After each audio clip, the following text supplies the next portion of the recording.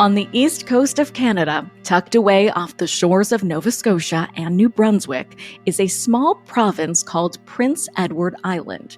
Think lighthouses overlooking red sand beaches, quaint cottages, and farmlands as far as the eye can see. So you could imagine how it could feel a little lonely there. How you'd want companionship, someone to snuggle up with on cold winter nights and to kick back with a refreshing drink on warm summer days. Melissa Ann Shepard had that. In 1971, she was 36 years old and had been married to her husband Russell for about 16 years. But then Russell got diagnosed with a rare form of cancer called Hodgkin's lymphoma.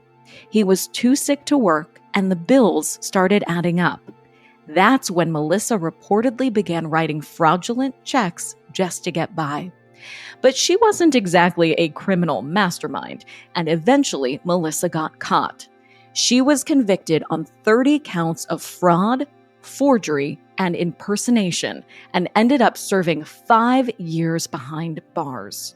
Through it all, Russell, whose cancer seemed to have gone into remission by this point, stood by her. By the mid-'80s, Melissa was in her 50s and was finished serving her time. Looking for a fresh start, she and Russell moved to a new town on Prince Edward Island in Canada. Unfortunately, Russell's loyalty and their home didn't seem to be enough for Melissa. Within a few years, her eyes started wandering. And around 1989, they landed on 42-year-old Gordon Stewart. Gordon was a widower whose wife had died of cancer 3 years earlier. He may have still been grieving the loss, but his loneliness was all-consuming, and he longed for companionship. That was when Melissa walked into his life. She was charismatic and charming, and Gordon fell hard for her. Hard. It's unclear whether Melissa genuinely fell for Gordon too, or if she saw him as a mark from the beginning. You see, he was a former army man with a pension and 50,000 Canadian dollars in the bank. And that was back in 1989 money. So that 50K would be worth somewhere in the ballpark of $90,000 to $126,000. So not a ton of money in the grand scheme of things. Whether it was for the money or Gordon himself, Melissa had hearts in her eyes. The two of them whisked away to Las Vegas and got married, despite the fact that Melissa was still married to her first husband, Russell. It's not clear if Gordon knew that or what the situation was exactly, but after they got back from their honeymoon, Melissa did eventually divorce Russell. And once the marriage to Gordon became official, she had full access to his money. Of course, there was no prenup here. But what would have happened if Gordon had insisted on one? Contrary to popular belief, having a prenup doesn't mean you think your marriage is going to fail. If it makes you feel better, everyone has a prenup in one way or another. It's just a matter of whether or not you're okay with the government's standardized divorce agreement, or if you want to personalize it for you and your partner. When you have a prenup, it protects the assets that you bring to the marriage. So if you're like Gordon and you have your own money saved, that can remain your property as long as it remains in a separate account. It's a safety net just in case, and if you have a lot of assets, it's a good way to make sure your partner isn't just marrying you for the money. And if Gordon had asked for one, what happened next may have been avoided. But as it was, Melissa now had full administrative access to Gordon's bank accounts, and she immediately started to siphon off the money. Gordon didn't realize what was happening, probably because he was dealing with health issues at the time. You see, he was passing out constantly. Gordon chalked it up to his struggles with alcohol abuse and being on the wrong side of 40. But his family worried that something more nefarious was going on. Whether they suspected Melissa had some part to play in the fainting or not, they certainly thought she was taking advantage of his sudden illness. But Gordon waved off their concerns. He never suspected Melissa was responsible for a second. After 2 years together, Melissa and Gordon decided to get a new place in a different part of Prince Edward Island. Just like she did with her first husband, Russell, Melissa said the move would be a way to give them a fresh start. But only a week into the new living arrangements, things took a turn for the worse. One night, Melissa showed up at the police station in a total panic. She said that Gordon had held her at knife point and forced her into their car. She claimed he had driven them out to a remote logging road where he raped her. When Gordon got out to relieve himself, Melissa jumped into the driver's seat and threw the car in reverse, trying to escape. That's when she hit something. According to her, she thought it was a log at first, so she reversed again. But then she realized it wasn't a log. It was Gordon. In her rush to get away, she had run over him twice and killed him. Except Melissa's story didn't totally add up. For one, tests showed that at the time of Gordon's death, he had a near-lethal dose of a sedative called benzodiazepine in his system and a ton of alcohol. The police found it hard to believe that a man in that state could have forced himself on Melissa. The amount of narcotics in Gordon's system would have made it hard for him to even walk. It wasn't long before the police suspected this wasn't an accident at all. They were pretty sure Melissa had purposefully run over her husband, and she had done it for his money. After Gordon's death, his armed forces pension became hers, along with all of the money left in his bank account. Melissa went on trial for his murder, but ultimately the jury wasn't convinced and only found her guilty of the lesser charge of manslaughter. The judge sentenced her to 6 years in prison, although she only served 2. In 1994, Melissa, who was now almost 60, was a free woman once again. Upon her release, she turned into a spokesperson for battered women.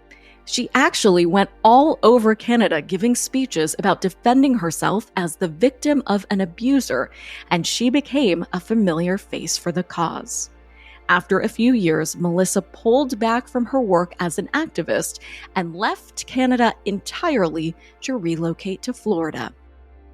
Maybe she was just ready for the warmer weather and needed another fresh start. Or maybe she landed there because it was a popular retirement destination, full of wealthy, lonely men. And as fate would have it, that's where she met husband number 3. Hey everyone, it's Carter with an exciting update. Crime House Studios is launching a new original show called Killer Minds. Hosted by licensed forensic psychologist Dr. Tristan Engels and Crime House's Vanessa Richardson, each episode of Killer Minds features a deep dive into the psychology of a notorious murderer. From infamous serial killers to ruthless cult leaders, deadly exes, and terrifying spree killers. Along with Vanessa's immersive storytelling full of high-stakes twists and turns, Dr. Engels will be providing expert analysis of the people involved. Not just how they killed, but why. Killer Minds is a Crime House Studios original. New episodes drop every Monday and Thursday. Follow wherever you get your podcasts.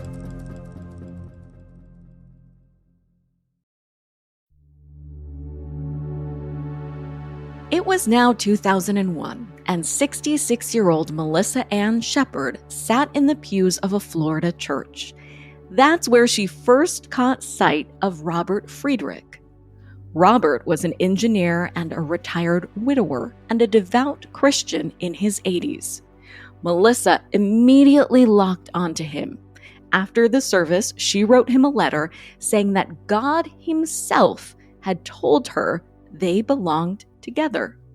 Apparently, that did it for Robert. They got engaged just 3 days after they met, and a month later, they were married.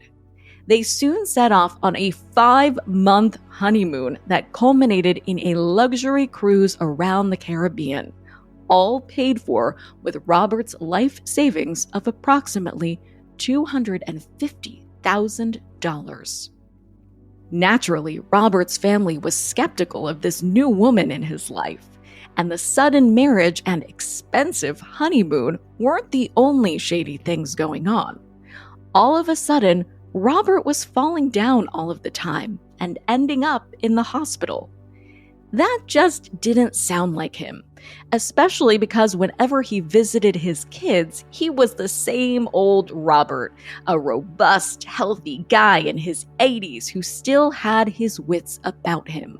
But whenever they talked on the phone when he was at home with Melissa, Robert slurred his words and sounded off.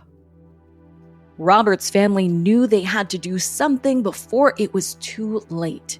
So, one of Robert's sons called the Elder Abuse Agency in Florida and reported his suspicions. The agency performed a welfare check and apparently didn't suspect any foul play, although they did recommend that Robert have 24/7 nursing care. But Melissa straight up refused to let that happen.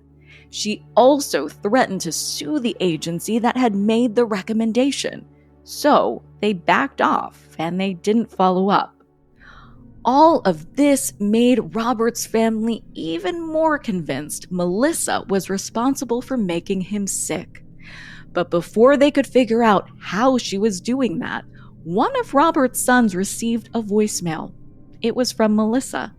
She said that he and his 2 brothers were being taken out of their father's will. And she wasn't nice about it either. She ended the message saying, quote, "You guys are getting nothing, a big fat 0. So try that on for size and have a nice day." This was a huge shock to the kids. They wanted to fight for it, but they didn't know how. Which raises the question, if you are wrongfully cut out of a will like this, what can you do? Now, bear in mind, I am not a lawyer, so none of this is hard and fast legal advice. But it's important to know that if someone changes their will under undue influence, duress, or due to fraud, that wrongfully updated will can and should be voided by the courts. However, you will need to have evidence to prove your case, which is why you should always put things in writing. Even if you don't think anything fishy is going on, it never hurts to have your bases covered. But in the event that you do think something is off, you should speak with a probate attorney and challenge the will as soon as possible. The longer you wait, the harder it will be. As time goes on, witnesses become less reliable and it can be harder to find the evidence you need. It's also easier to challenge a contested will before the proceeds of the estate are distributed. Once the will is executed and the assets distributed, it can be extremely hard to collect what you're owed.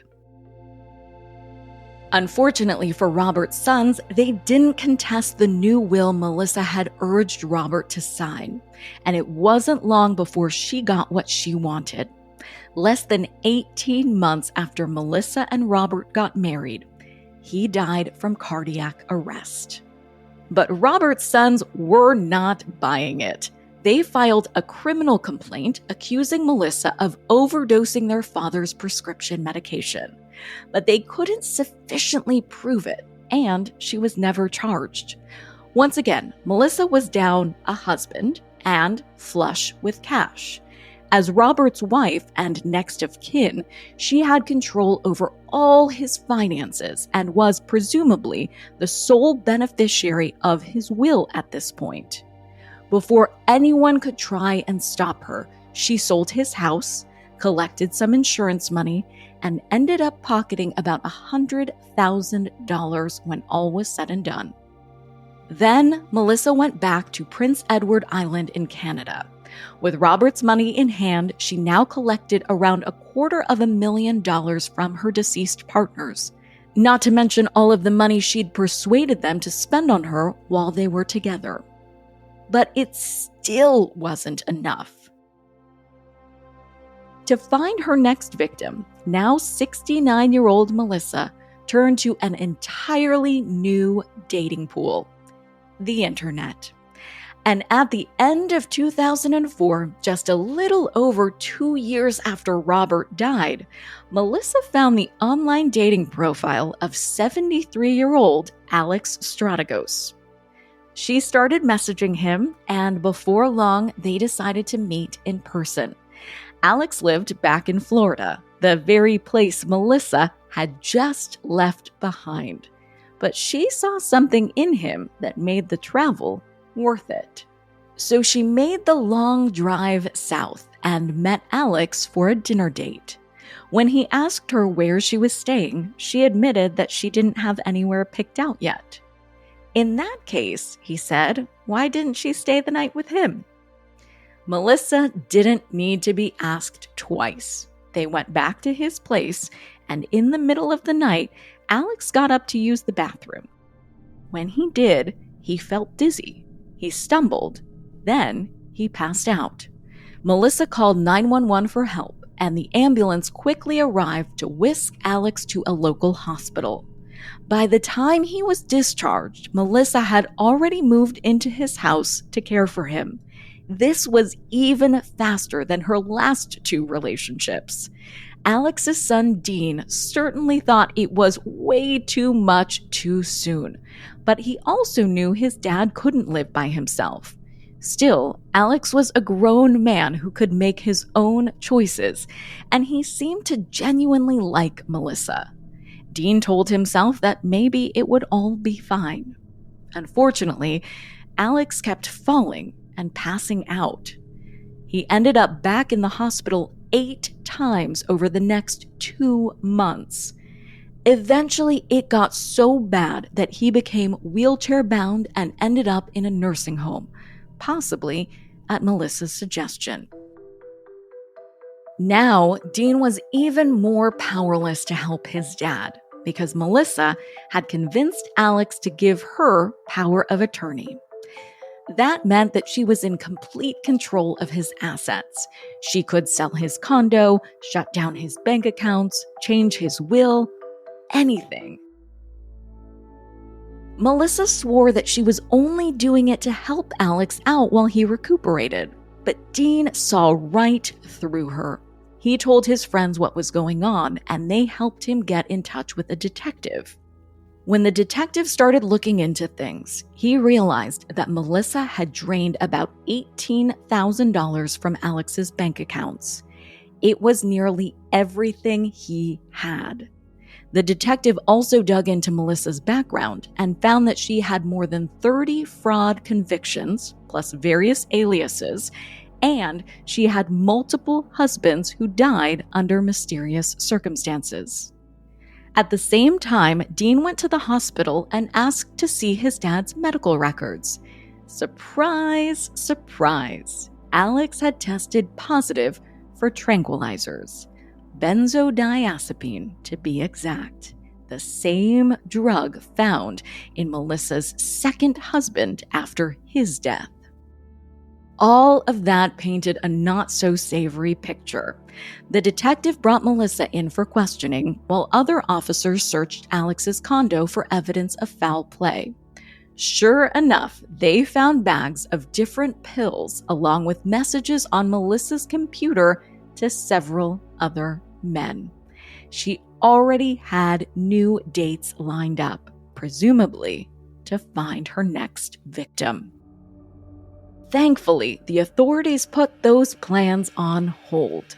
They figured out that Melissa had been drugging Alex with the ice cream she gave him every night. Surely the next part of the plan was to sell all of his assets and cash in. But she never got the chance. Melissa pled guilty to 7 fraud charges, and a judge sentenced her to 5 years behind bars. She was released a bit early, getting out after only 4 years when she was then 74. Before she could trap any more hapless Florida men in her web, Melissa was deported back to Canada. But with the power of the internet, Melissa could be on the prowl from anywhere. No matter where she lived, there was an endless sea of lonely, older gentlemen who might fall prey to her ways.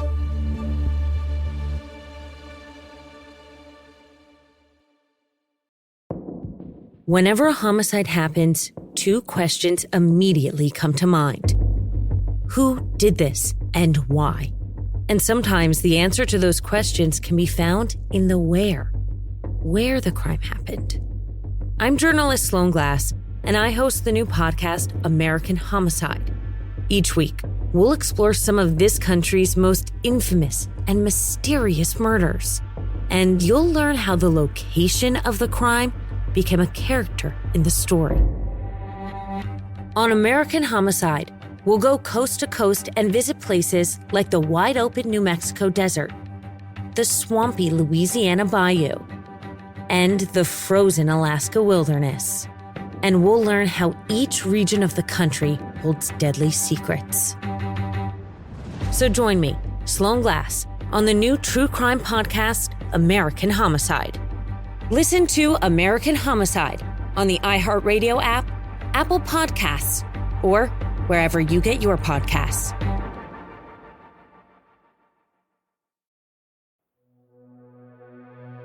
Melissa Ann Shepard got released early from prison and deported back to Canada.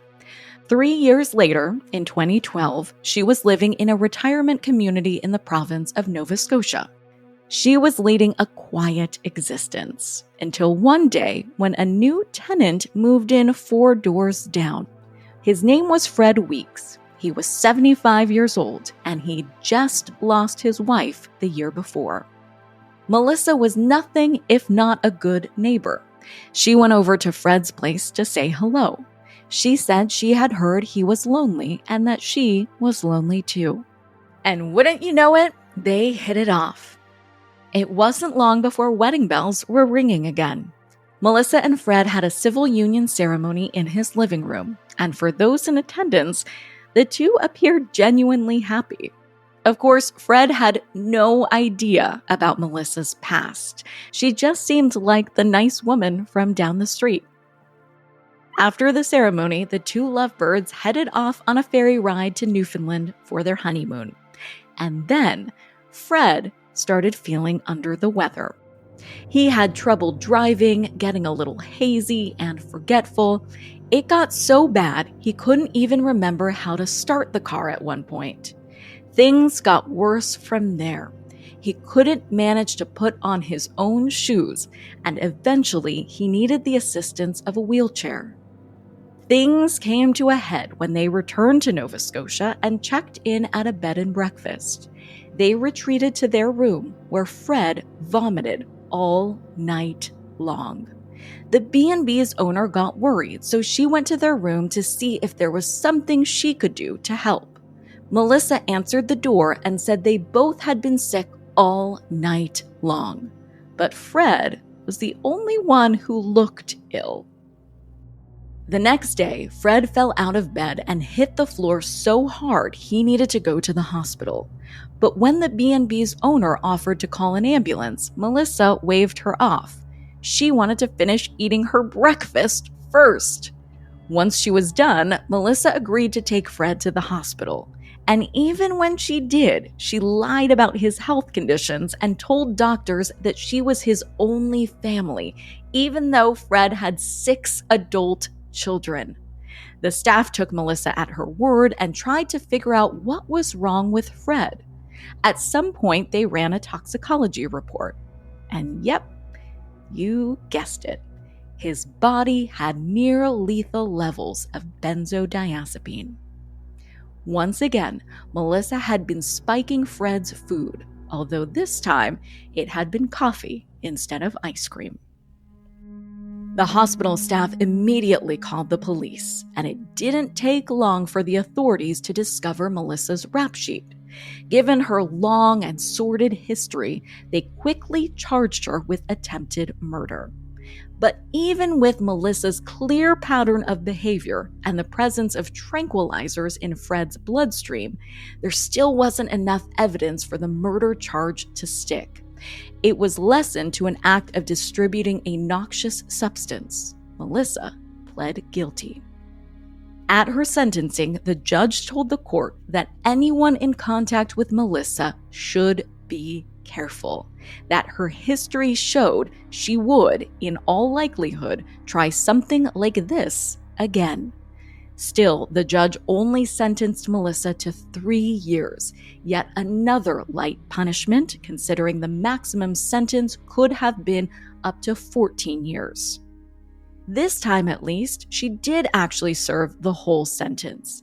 And when she was released in 2016, at the age of 80, there was some attempt to make sure she couldn't hurt anyone else.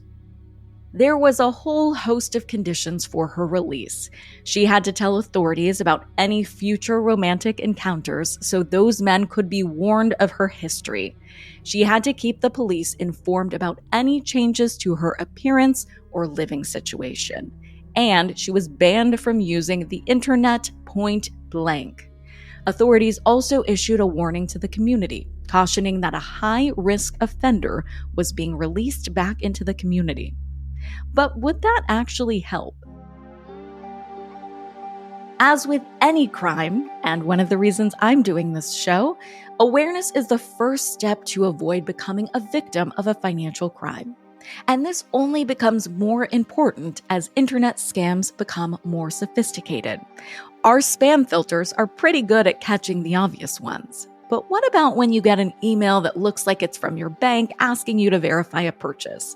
You don't think too much about it. You just click the link, you pop in some bank account information, or maybe your social security number, and you're good to go. But in reality, you've just become the victim of a phishing scam, spelled with a PH. In order to avoid these types of scams, the Federal Trade Commission suggests using multi-factor authentication for your accounts, using security software on your computer, and always keeping your cell phone's operating system up to date. Also know that legitimate companies will never email you a link asking you to update payment methods immediately. You should always navigate to the actual company's website or app and sign in there. Generally, online scammers are casting wide nets, but there are still people out there, like Melissa, who take a more tailored approach. And unfortunately, about a month after her release, Melissa was right back to her old ways.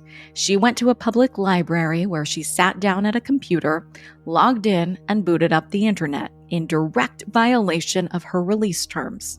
Given everything we know about Melissa and her patterns, she was almost certainly using the internet to look for a new man.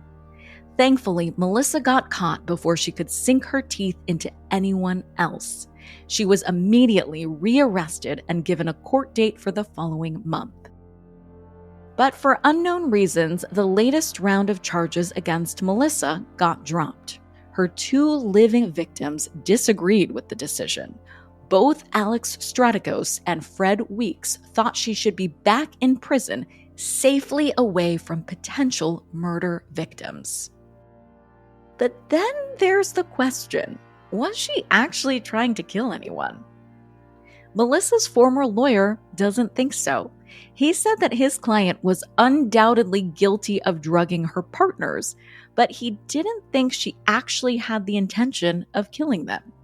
In his opinion, her goal was to influence them in order to have them change their wills or insurance. That didn't make her any less dangerous. It's simply her motivation that's in question. Melissa, who at the time of this recording is 89 years old and still bound by her release terms, admits to killing husband number 2, Gordon Stewart, but she maintains it was self-defense. She also maintains that husband number 3, Robert Friedrich, died from cardiac arrest and nothing more. She doesn't have explanations for the drugging of her boyfriend Alex Strategos either. So what can we take away from her story? For me, it shows how easy it is to be taken advantage of, especially for the elderly. For those of us who have a loved one who's getting older, it's our job to make sure they're not falling victim to scammers like Melissa Ann Shepard. Obviously, that's easier said than done. We can't be by their sides 24/7, and they are grown adults who can make their own decisions. But there are steps you can take to help. If you think an older person you know is being taken advantage of financially, the U.S. Consumer Financial Protection Bureau recommends calling Adult Protective Services, or APS, although it might go by a different name depending on where you live. You can also report it straight to your local police or district attorney. If you do make a report, make sure you have as much documentation as possible. It's hard to prove a financial crime without a paper trail, so you need to be able to come up with the receipts, literally. Otherwise, predators like Melissa Ann Shepard are waiting to strike, and they can take down anyone who isn't being careful.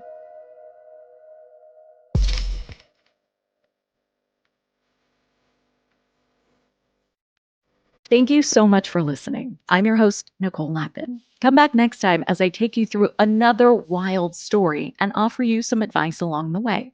Money Crimes is a Crime House original powered by Pave Studios. Join me every Thursday for a new episode. Here at Crime House, we want to thank each and every one of you for your support. If you like what you heard today, reach out on social media at Crime House on TikTok and on Instagram. And don't forget to rate, review, and follow Money Crimes wherever you get your favorite podcasts. Your feedback truly makes all the difference.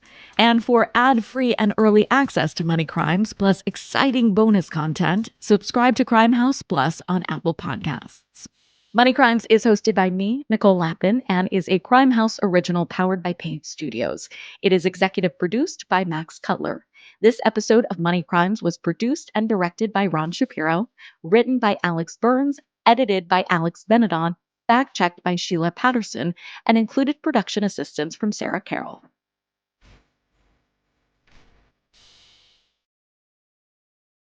What drives a person to murder? Find out from a licensed forensic psychologist on Killer Minds, a Crime House original podcast. New episodes drop every Monday and Thursday. Follow wherever you get your podcasts.